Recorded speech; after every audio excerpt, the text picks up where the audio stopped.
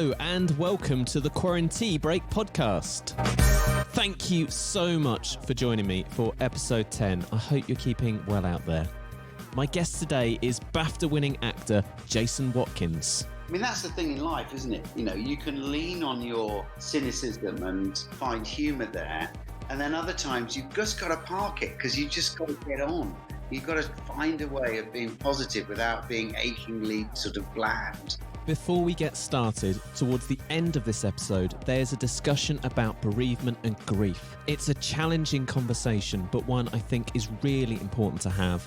If that's something that's not going to help you at this time, I'll include the time code for that section in the episode description in case you'd like to pause the show and come back to it at a later date. I hope you're still with me because this is such a lovely conversation. We talk about what life has been like in lockdown, what Jason's been watching and doing, and of course, we delve into the wonderful, incredible W1A Zoom meeting that took the internet by storm. Take a listen and I'll be back at the end. Hello, Jason. How have you been keeping? Very well, thank you, yes.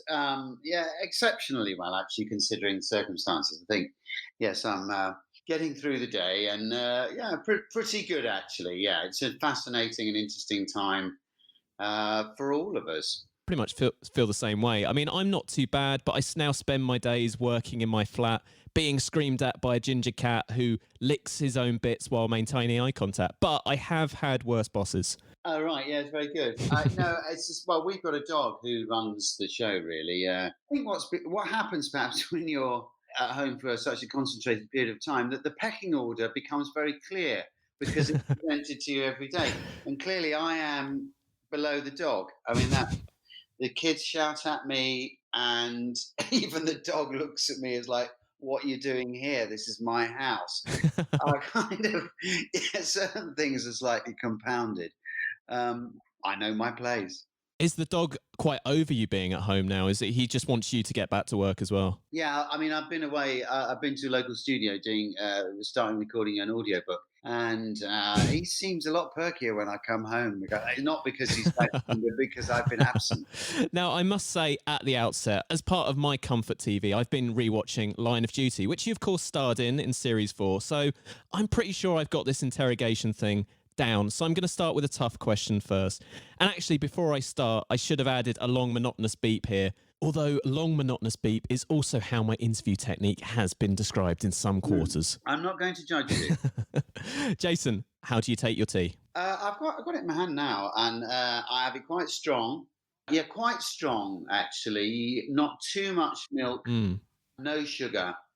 And a nice, as I get older, I like a nice mug or a nice tea. Nice sort of little teacup. Yeah, I say all the kind of accoutrements of tea have become more important to me. I love the ceremony of tea making, particularly at the weekends. I've got specific bags that I have for weekend. That's my weekend tea treat. Yeah, we've got builder's tea, which I think is our go-to, and then we've got looking up now. We've got all the sort of fancy ones: lemon and ginger, of course, and vanilla. Surprisingly, vanilla chai. I'm rather enjoying that. So yeah, we kind of dance around the tea cupboard, as it were. Chamomile is something. I know this is clearly fascinating for your listeners. But, chamomile is pretty damn good at late at night when you need to get to sleep. It does work with me. That I rather like, particularly if I'm working as well. You know, I'll take that with me and have it so that if I need to get to sleep and then, getting up early in the morning, then that's quite good. I like to think the listeners tune in for the tea chat. That's why they're here. That's why they want to hear. They want to hear who's having their tea and in what way. Yeah, I think that's a vital part of getting through this period and frankly, much more interesting than some parts of my career. So now we know how you take your tea. This is the podcast that takes a tea break from the world. It's a world where more than ever, every man's home is their castle. Unless you've driven 30 minutes to get there, then that's not your castle and you can't see it anyway. I mean, I think that's the second or third time I've done a variation of the castle not being able to see. I need a new bit. No, I enjoy it now. I think we were doing, I think we did a little bit of tweeting. Me and some friends, and then we were riffing around Bernard Castle. Perhaps the sort of was a TV presenter in the 70s, Bernard Castle. like someone who presented something like, super teams, or was it superstars or something like that, or it's a knockout. I mean, where do we start on all that? Where do we start? Well, I think it's impossible to start. So let me simply say, Jason, how has lockdown been for you? It's been a real roller coaster, actually. I mean, I was working in South Africa at the end of just before it started, just before lockdown, and I finished my filming there on Around the World in 80 Days, which is this big new sort of European co-production between many of the large European networks, BBC, ITV, and Yeah. so it was a kind of big pan-European operation, and you see where this is heading. And just to try and rival really Netflix and Amazon, and getting a kind of big budget upfront on screen. And David Tennant and Phileas Yeah. Fogg rather brilliantly, as always. So we finished filming that, and while in the 2 days preceding me leaving, South Africa basically said, "Get out of the country. We're putting the shutters down." Wow. So, we scrambled out. We got back, and then I picked up some weird things. So I was in bed for like 5 or 6 days. Wow. As the lockdown started, and I had some sort of allergic reaction to. I've been bitten or something. Anyway, but I think there was this funny week of sort of coasting where my wife, who's an actress and a dress designer, was performing in the West End, and she was saying to me, why are we going into the West End and meeting all these people, people watching us, and why aren't we at home? And obviously, a lot of the world has started to sort of lock down, and we were still going. Then I was ill. So when I came out, I was literally in a room. It wasn't coronavirus. After a few days, I sort of surfaced into this new world. Yeah. And we're all aware it was a mixture of getting through oneself and getting one's family through, and working out ways of keeping everybody happy against the backdrop of this sort of terrible loss of life. So it's been an extraordinary time, and that continues. Other things have grown in. My charity work has sort of come on a pace in terms of there's lots you can do to help in that respect, and and keeping contact with your friends, I suppose, is really important. Definitely. On previous podcasts, we talked about some of the biggest challenges in lockdown. Your parents, so I assume 3 months into this new world, has that been your biggest challenge? Yeah, definitely for me. I mean, it really has. I spend a lot of time away, so it's a joy to be at home. But teaching your 8-year-old, he's in front of a computer screen, but he's doing his maths. This is a rare thing. I mean, if I tell you, I once did a session with some children who'd been permanently excluded from mainstream education. Did a drama workshop thing, and I went with all sorts of ideas to try and help them get into do a bit of improvising and talk a bit about their lives, and it was very, very difficult. They were very challenged. Yeah. These kids that had a really hard time, difficult backgrounds. And really, I realised halfway through, actually, even within about 2 minutes, that all those plans really were going to have to be put on hold, because I was going to have to try and get a little bit of gold amongst the kind of chaos. And I think we did in the end. Actually, there were 1 or 2 moments where you thought, "Gosh, this kid's got something," and perhaps this an avenue in the theatre or in television could be something that could help them express all the feelings that they had. And so it's felt a little bit like that with Gilbert, my son, who's 8. He just wants to run around and go mental. So they're trying to sit down and teach the sort of what formal education is, where via the Google Classroom, has been challenging, and I've had to keep my cool and my patience, and it's all mixed in with one's own childhood. I'm just like him. I can't turn around and say, "Listen, why aren't you concentrating? Why do you keep sort of looking away? Why are you?" I was exactly the same. So I think perhaps that's an interesting thing about parenting your own children, is that you're actually cyclically kind of touching base with your own education, and the times when you were occasionally doing your homework with your parents, but also one's relationship with school. So that's been really interesting. But I have to say, it has been a joy, particularly to be at home and have time with them. Have you dipped into anything like virtual lessons, or have you done things like Joe Wicks? We've just done Joe Wicks this morning, actually. And really? Yeah, and we've done we do Google Classroom to get all the timetable comes through from the school, and we do bits and bobs and horrible histories and things to try and get rid of this potpourri of Yeah. influences. What I've learned is that I think if you do the same thing every day, the routine of it, although I think some educationists might say their routine is important, it is to a degree. I just think they need variety and colour and all that sort of thing. Definitely. I mean, I think I started. Or at the start of this, I thought I'm going to do Joe Wicks every day. Today, I've done it once. Yeah. Why? What's wrong with Joe? I mean, what's he done? I think he's too chipper. I'm not sure I necessarily trust someone who's that happy at 9 a.m. I think there's maybe this is what lockdown's doing to you. You know, I mean, this morning I thought, God, he has got so much energy, hasn't he? And but he just gets on with it. He's so direct, and he just carries everyone with him. So I mean, it's commendable. It's amazing, really, what he's done, and he has galvanised many a young kid over the period. But yeah, no, cynicism, that's an interesting one, isn't it? You know, where you could afford occasionally to be rather sort of reflective and cynical, and let's say, you know, sort of satirical and funny. And I mean, that's the thing in life, isn't it? You know, you can lean on your cynicism and find humour there. And then other times you've just got to park it, because you've just got to get on. You've got to find a way of being positive without being achingly sort of bland. You work sometimes and you think, okay, let's just be funny, you know. And you just think, okay, it doesn't work like that, you know. For me, a lot of people, it's not about if you're doing a comedy about. It is a bit about energy, and it is about attitude and all those things, but it's also about a little bit of cynicism and a bit of sort of, you know, pain. It's never straightforward. So it's funny that life and work is a kind of balance between those things. And, you know, I'm sure we can all go towards the sort of the cynic and find humour there. But when you've got relentless days stretching ahead, you've got to find a way, I think, of finding a different sort of positivity, I suppose, while being yourself.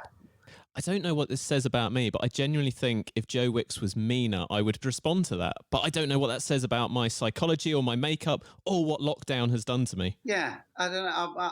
I'm not sure, Simon. I mean, I'm just trying to see you as Joe Wicks there, and you put your on and, you know, bouncing around in front of a fireplace. Have you got a fireplace?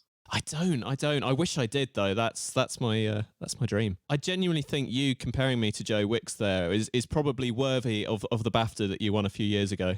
What, in terms of my acting and saying something that clearly isn't true? In terms Absolutely. Of pretending to have an attitude about you looking like Joe Wicks. Yeah. yes. I'm looking at it now. It's obviously it's in pride of place. It's actually tucked away towards the top now. I got it out for the W1A Zoom meeting that we did. Oh, yeah. And I sort of had it in the corner, like Simon Harwood, my character, would always have it on display if he had one.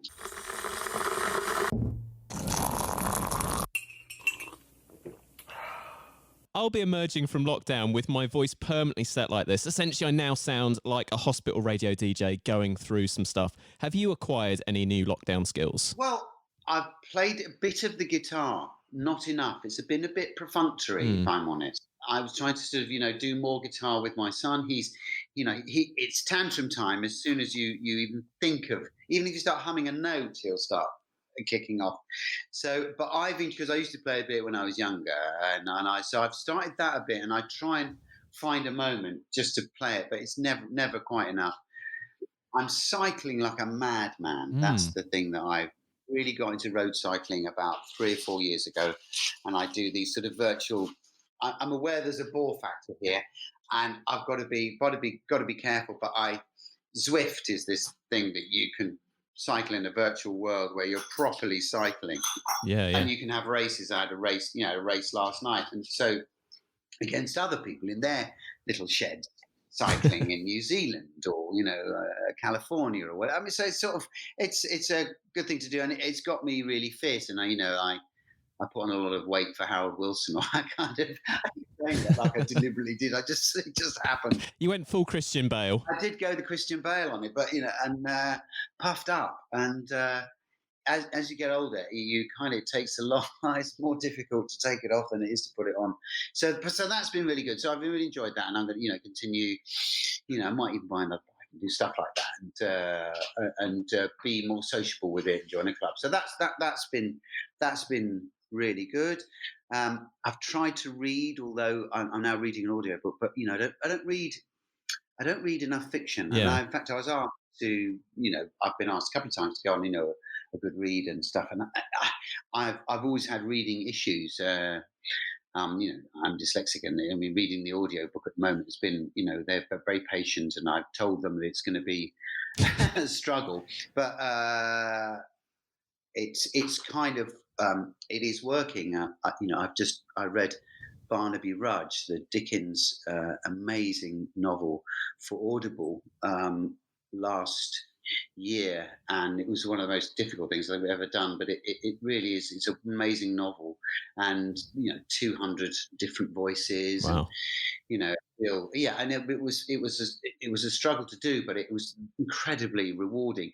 So I've come into this book and warning everyone that it's going to take a while. But again, it's a great thing to do. But in terms of me reading novels and stuff, it's difficult, and reading stuff when you're working, Yeah. you're reading a lot of scripts. So my reading of scripts has dominated my reading brain. So I've tried to dip into sort of things that I've wanted to read. I'm reading a bit of Agatha Christie at the moment, weirdly, with a possible project coming up, possibly. But and things like that. Yeah. Yeah. Easier reads, frankly, easier reads. We'll obviously come on to the wonderful W1A digital short later in the show, but how have you found the pivot, and that's a very W1A phrase already, the pivot to doing everything on video chat? Well, pivot. I like it. Well, that's interesting because there is a certain amount of tumbleweed, isn't there? I mean, I've done a few. I mean, I did. We've done some stuff for Good Morning Britain and BBC Breakfast and a couple of other ones like that. And it is difficult. You can't necessarily just have cut in and time things and come in on cue. All those little things you do instinctively just to be mildly amusing. You can't quite do this because there's a slight delay. So it's difficult. You Yeah. kind of just talk, get your information out, be amusing, and hand it back. That kind of seems to work, and you evolve a way of working. And I think I did Good Morning Britain, and it was tricky. We had to. Nobody can sort of wave at you like you're in the studio. You get the feeling that actually you need to stop now because we're running out of time. Yeah. And so we've got a bit of a sort of hard cut on that program. But that's difficult. Having me on and talking about my work and stuff and charity work was great, but it's it can be tricky, but I think it's really important, actually, really important. We're talking to your grandparents and relatives, and my older sons who are in Manchester, that cooped up in a flat in Manchester, trying to keep in contact with them and stuff is vital, isn't it? Really, it's really important, even though it's just a blurred image. It's just nice just to have Yeah. time with them. I mean, depending on what week you get me on the podcast, I'm either very cynical about video chat or a bit over it, or I found it quite brilliant. And I'm the latter this week, I think. I'm loving seeing friends regularly that I would have gone months probably without seeing in the old world. And I'm saving a fortune on nights out. Yeah, that's the thing. You save so much money, don't you? That's the weird thing. I've been, looking at my accounts and working, oh yeah, how much have we been spending on going out and eating, and how much have we been spending on this and that, and you kind of think we haven't done any of that. Yeah. It's like, oh right, actually, yeah, I've got a bit of money put aside. It's not been chipped away at too much. Connecting with your friends is really important. I haven't done enough. I haven't done enough. Like just ringing somebody up randomly, saying hello, because they'll always be up for it. I mean, I am. Even just to touch base. I think that's the thing, because if you're homeschooling, because I haven't gone down the route of. My daughter Bessie, she has a tutor for her dyslexia and stuff, and that's continued. But I think some people who are working from home have had to try and get a tutor in and try and do that. There's lots of things I could be doing, lots of reading of stuff, and I want to do a couple of even sort of little radio drama things, and I've got something going possibly with a playwright friend of mine. But I've kind of thought, actually, no, I want to teach my own child. I want to be the person who does that. So that can get you knackered at the end. By 3:00. Then I think, right, I'm going to go mad. I need to get on my bike. I need to go out, have my exercise. I need to do those things. And then you're kind of knackered. So it's difficult to find the energy to contact people, and one really should try. Even though we're kind of saving all this money, I do miss nights out. What have you missed in all of this?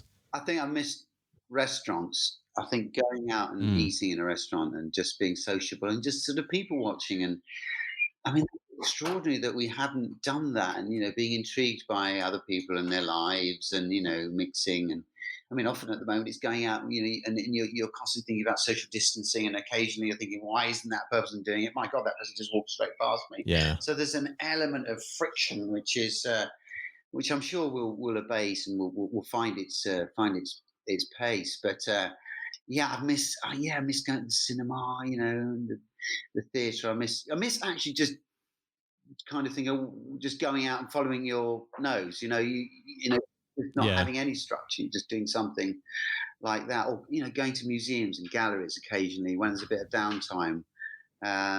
Those sorts of things. You're always slightly thinking about what you're doing now, and I think that will continue for a while. And on the flip side to that, is there anything that you haven't missed, or a side effect from this new world that you have enjoyed?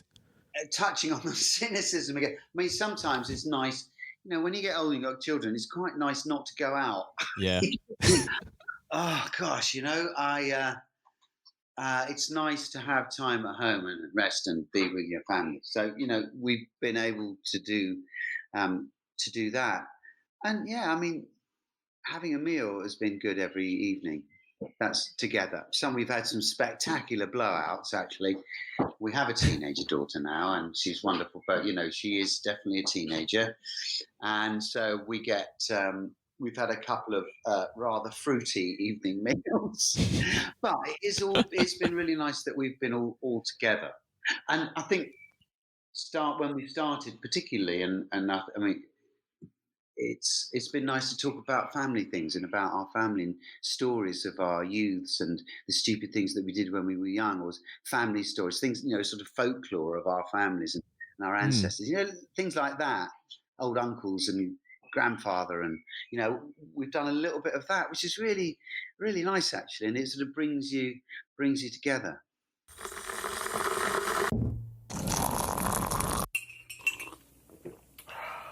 Spoken to a number of people on the podcast who work in TV and film, and it has obviously been a really, really tough time for the arts. What's been your experience like as an actor in this period? Well, I mean, it's shut down. I mean, everything is in a hiatus. As I was saying earlier, I was filming in South Africa, and we finished working in the town hall in Cape Town, which is where Mandela gave his amazing speech, and we were sort of upstairs there, and the producer stepped forward and says, we're stopping now, and you could just look around and see all the faces of all the crew, South African crew, and they were shocked and scared because their livelihood was just ending. I think the company did pay some money towards to keep, because it's still ongoing, so wages were paid, but obviously and that was kind of indicative of what's happened, that there's been a stop. You've been able to access some government money and along the way. I can't, because I mean, I could get a loan if I wanted, but I don't feel the need to do that. I'm okay. And so, but I'm thinking more of, particularly of theatre actors, the work has stopped. It's very, very hard, and they're going to be the last to come back in to employment. So that has been a big. I did a thing called the For the Love of Arts, which Michelle Collins has set up, where I did a speech. You can look at it on YouTube via for the Actors Benevolent Fund, where actors can access money just to to help them get through. And it's easy to say, you are Jason, you're doing fine, you've got lots of money, and people always think you've got millions of pounds, but you haven't. But I'm not thinking about them myself. I'm thinking about people who are young families, young actors with families who are struggling. So and it's hard, like it is for many, many, many professions.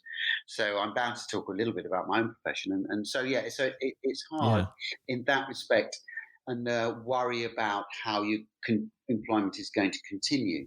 In terms of television and film, I think that I'm supposed to be, I can't say what it is, but I'm supposed to be starting in September. So, we are finding a way of working. And I think what will happen is there will be a needs must point where we need new content. We can't just have reruns of stuff and prime time reruns. It's not great. Yeah. And nobody wants that.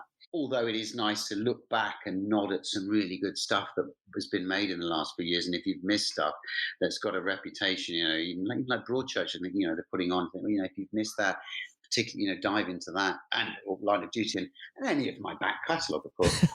But yeah, new content. So it will happen slowly, but it's going to be really, we'll be doing our own makeup. We'll be putting our own microphones on. Actors, can just about get the lines out. Imagine them doing something technical with a microphone. And then you'll be able to spot it. This is the thing. In about a year's time, all this stuff comes out. You just watch the sort of eyebrow halfway up the forehead, or kind of lipstick, or kind of I may have overpowered it because paranoid about the big bald head with masses of powder on it, and shaking my head and some dust flying off it. There'll be, and there's a big microphone sort of coming to the back of my ear. There'll be all sorts of subtle things like that. But I think the energy is to want to to start work. I suppose what's interesting as well, Simon, was the other day that I did a play years ago called One Flea Spare, which by Wendy MacLeod, and it was set in around the time of the plague in London in the 17th century, about a sailor who'd gone in to nick something from this house, and this posh house, and they caught him, and he's stopped by the wealthy elderly couple that stay there. And while they're there, someone puts this black cross on the door, which means, they've got the plague, you can't go and you can't leave. So they're left in isolation. And it's a really brilliant play, actually. So I hope that when we come out of this, there's one or two dramas or plays. I'm sure we'll be very glad to leave it behind. But I think there will be one or two some really interesting things where people are put together, and where there's a great contrast of characters and a story and all those sorts of things, and stuff about the NHS and the heroics that have been going on and continuing to go on there, that they in some way are focused by the creative community and acknowledged and celebrated and reflected as we move on in the next couple of years. I hope there's some playwrights out there and screenwriters trying to get something together, because it's rich ground, although very difficult.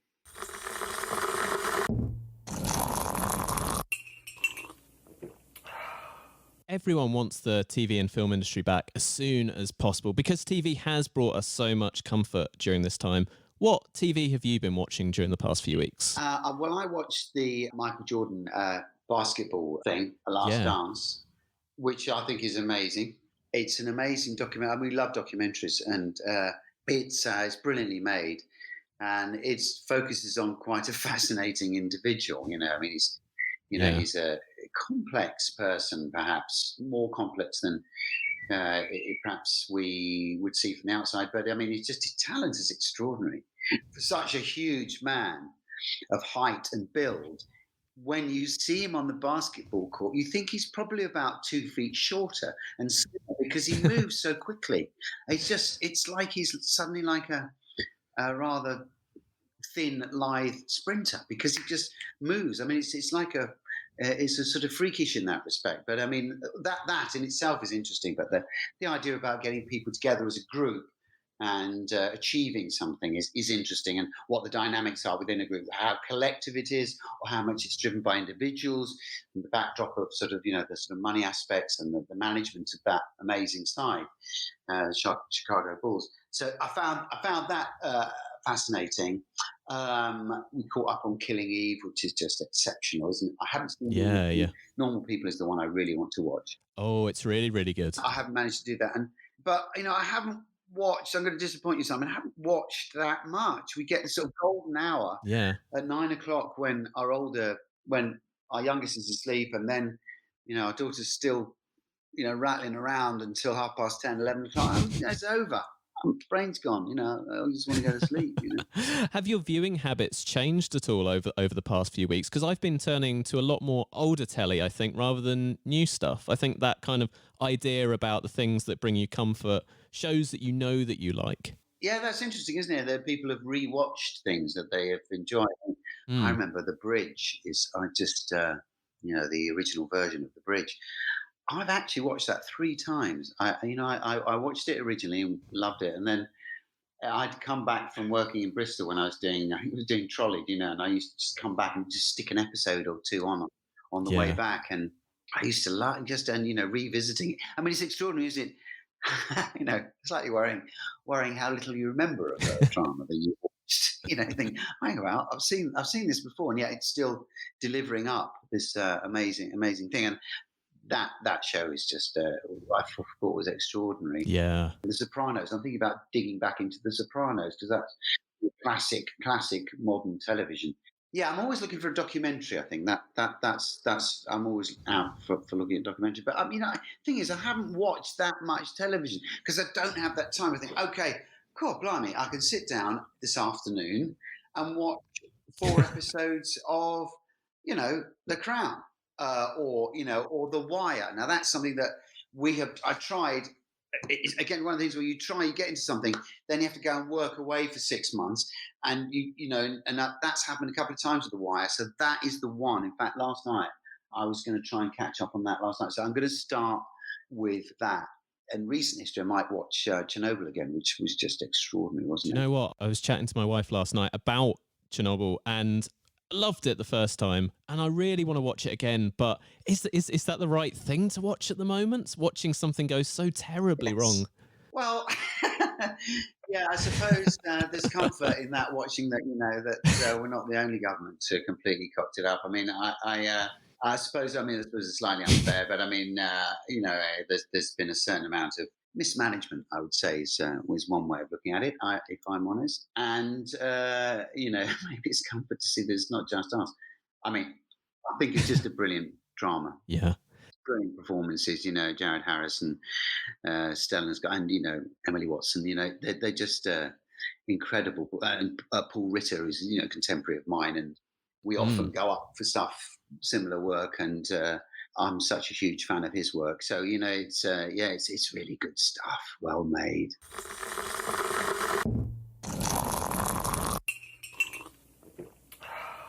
We were talking about some of the positives of lockdown. Obviously, the W1A lockdown minisode has been one of the highlights. Can you tell us about how that came about? Well, that started because over the last sort of few years, I think I'm right saying that it started with me and Hugh a bit.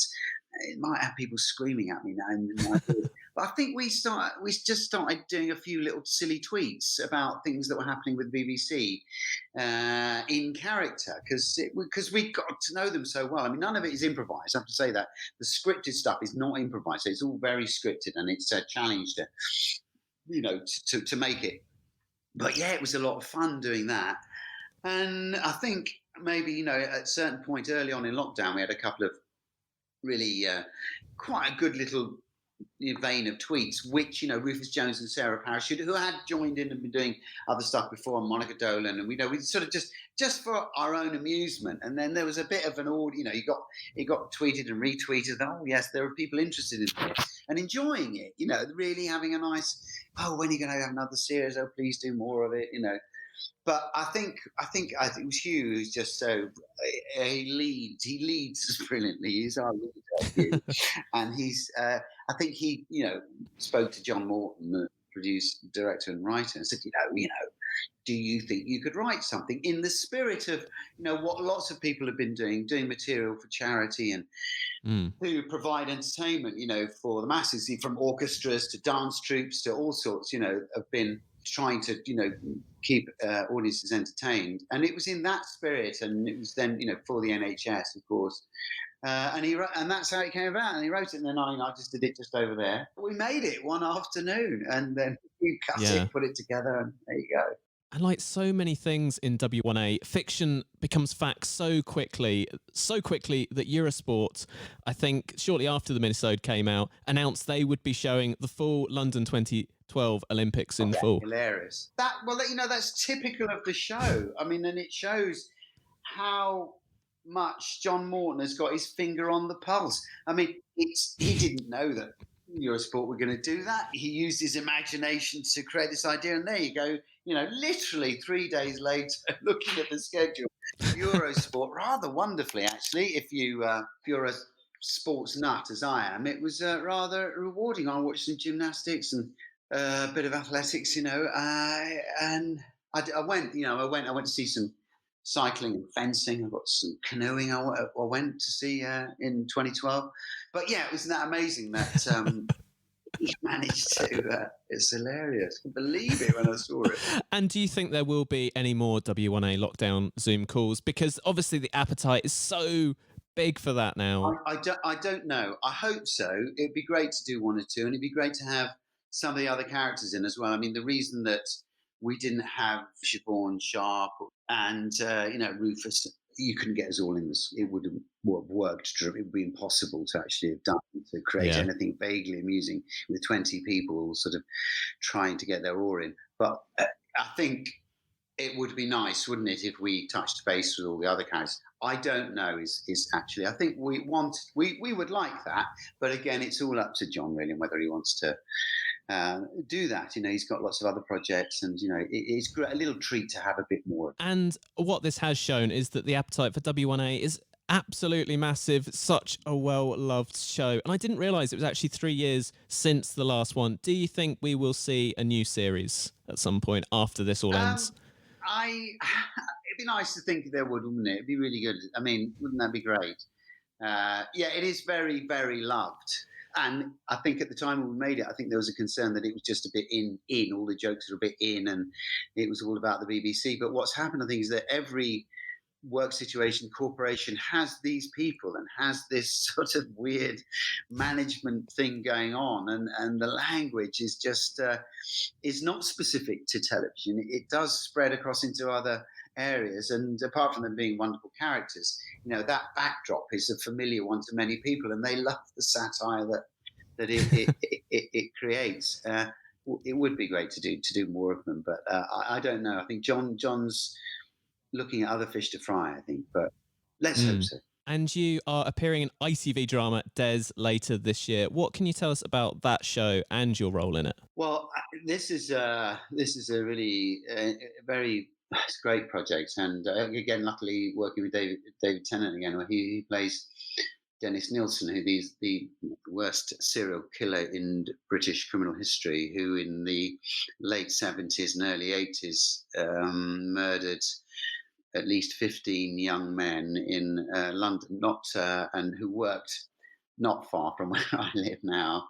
And he went on the rampage really over some months. And I won't tell you too much of the details, but it's pretty horrific what he got up to. And he was eventually caught in 1983 and went to trial and was imprisoned thereafter for the murder of, I think, 6. He was actually, although there were obviously other unsolved and unexplored cases. But our drama follows the arrest and the trial of Dennis Nilsen.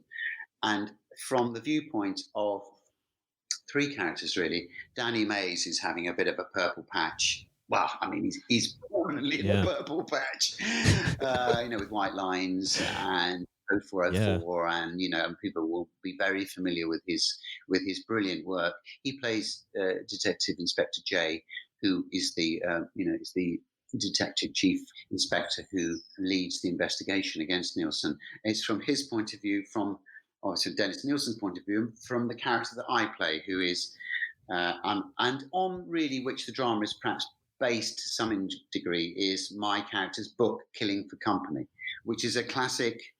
It is one of the definitive crime books. And he was fortunate enough to interview Dennis Nielsen in parallel almost as the police interviews were going on. He asked to, as a biographer, he asked to get access to talk to him. So, which he did. It was a rubber stamp at the Home Office. So he was able to get the whole of Dennis Nielsen's life story verbatim from the horse's mouth. For better or worse, the details of the crimes, which are horrific and very hard to I've been doing the audiobook as well. This is the audiobook I've been working on. Reading, Yeah. I mean, I've had it's been very challenging. But the drama, the ITV drama, follows that rather grisly story. But it's not about the sensationalism of the crimes. It's about how can somebody do these things? How do they get to the point where these crimes are committed? And I think there's this huge upsurge in true crime at the moment. And I hope, and I've seen it, I know that our piece is a rather, apart from some amazing performances from Dan and from David, it explores the subject in a compelling and very thorough way, and it's brilliant television. So yeah, that's coming out later on in the year.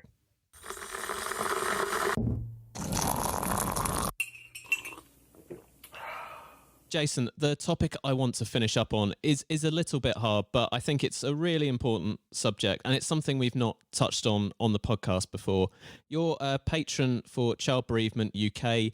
This will have been a time when so many people, in particular, have lost parents. Can you talk a little bit about what the charity does and what support is available through it? Well, I got involved in the charity after the loss of our daughter Maud in 2011. So I think it was probably a couple of years after that, actually. And so I've been a patron of the charity and as an ambassador talking about its work and so on.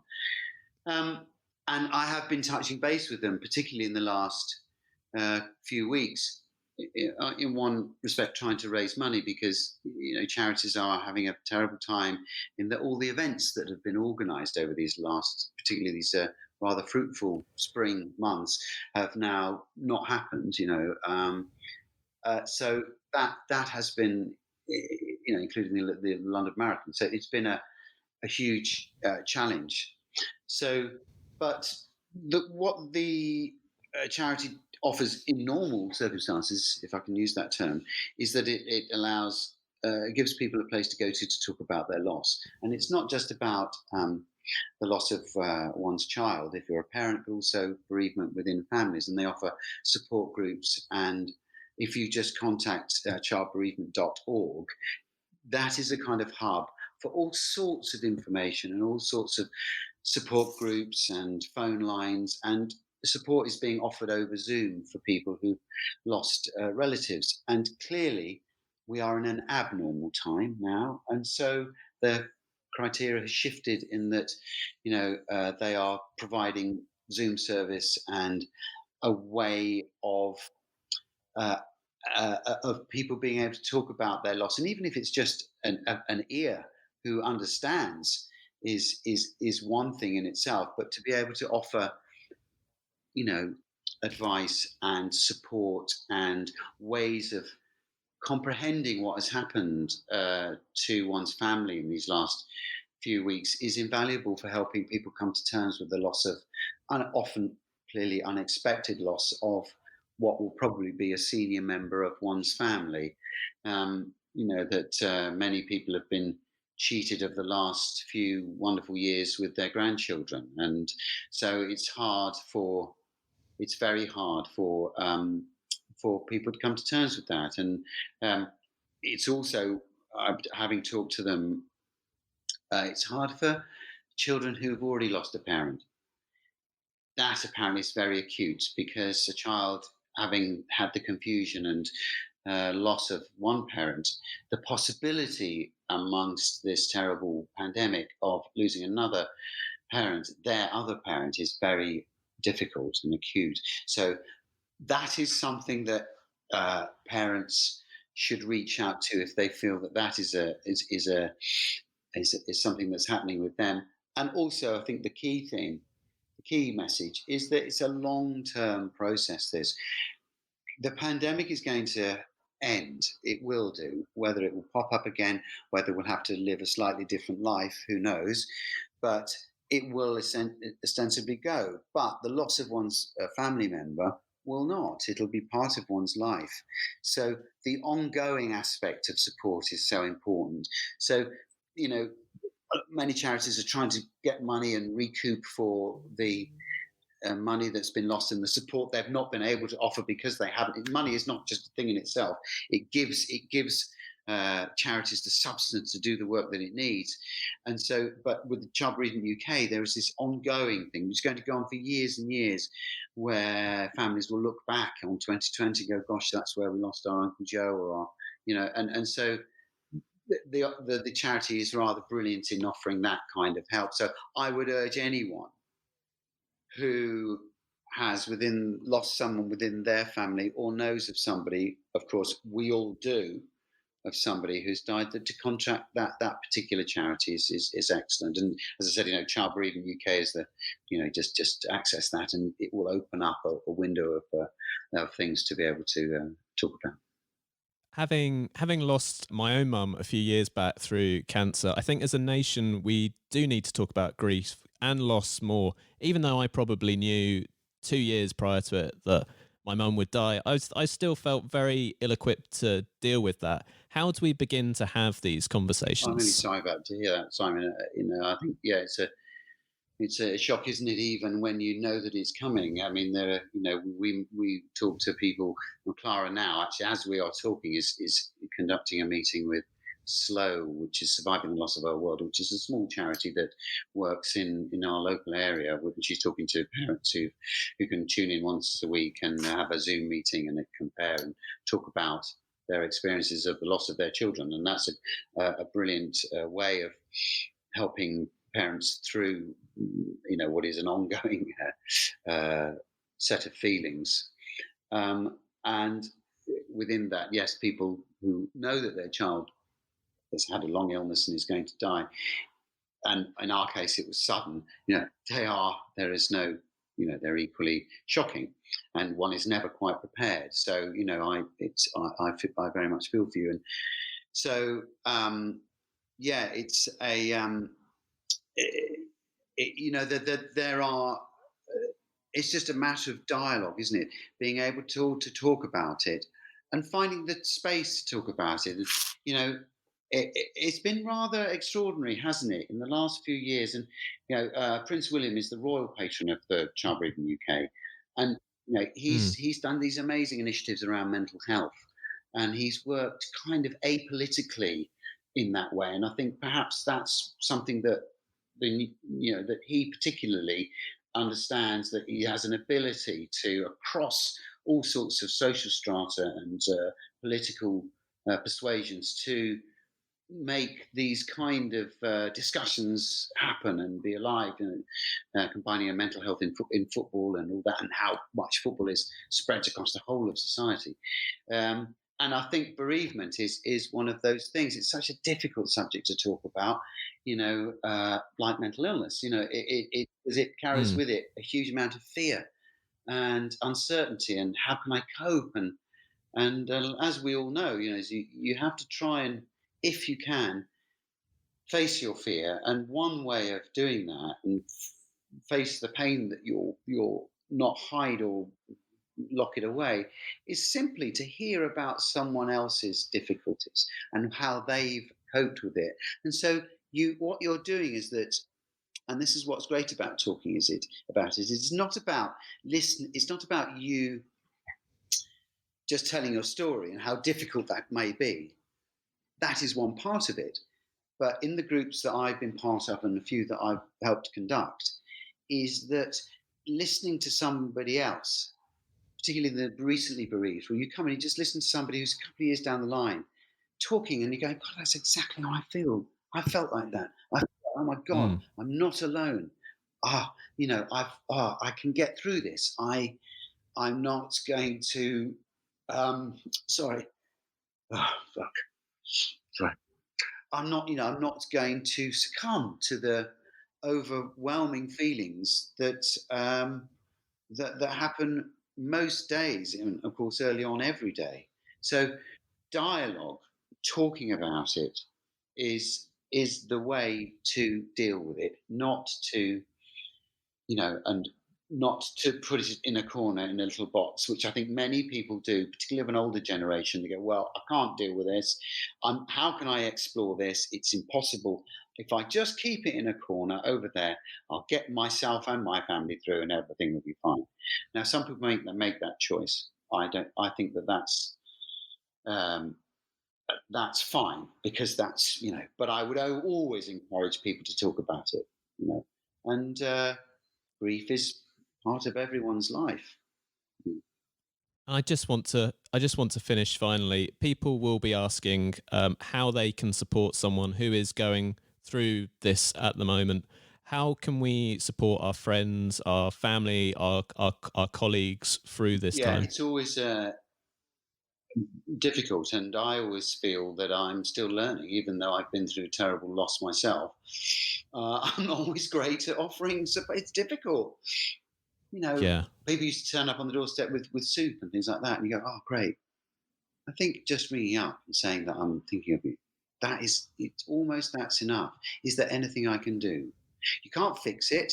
It's not going to be fixed. You can't say the right thing. Some people sort of can instinctively. They know, and that's wonderful.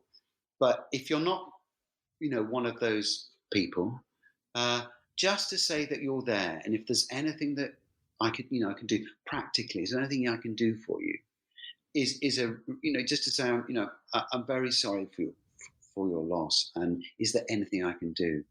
Uh, that's enough. Even saying that regularly, just to say that you're there, I would say is the key thing. Jason, thank you so much, and thank you so much for talking through that. I know talking about grief from my own experience is never an easy thing to do. So My thank you. pleasure. No, it's good. It's always it's always worth it. Thank you for making it to the end of this episode. For a lot of people, I know that last section of the podcast would have been very, very hard to listen to. And even for people who haven't gone through bereavements, hearing Jason talk like that, I'm sure will have touched a lot of people. I spoke to Jason before we recorded that section and afterwards as well, just to make sure he was happy both to talk about his experience and that he was comfortable with me leaving that section in. So as always, I'd like to thank Jason for agreeing to do this podcast, but for also agreeing to talk about a subject that is very difficult. I'll be adding links in this episode's bio for anyone seeking help. Thank you so much for listening today. We've had 2 record weeks on the bounce. Please continue to do what you're doing and spreading the word and subscribing. And if you feel like leaving a review, please do so. We love stars. 5 is our favourite number. I must give a very quick shout out to Twist Teas, who ironically brought us a coffee at coffee.com. Thank you for supporting the podcast, guys. And if anyone out there would like to do the same, links are in the bio. I'll be back very, very soon. But in the meantime, and as much as you can, please stay indoors.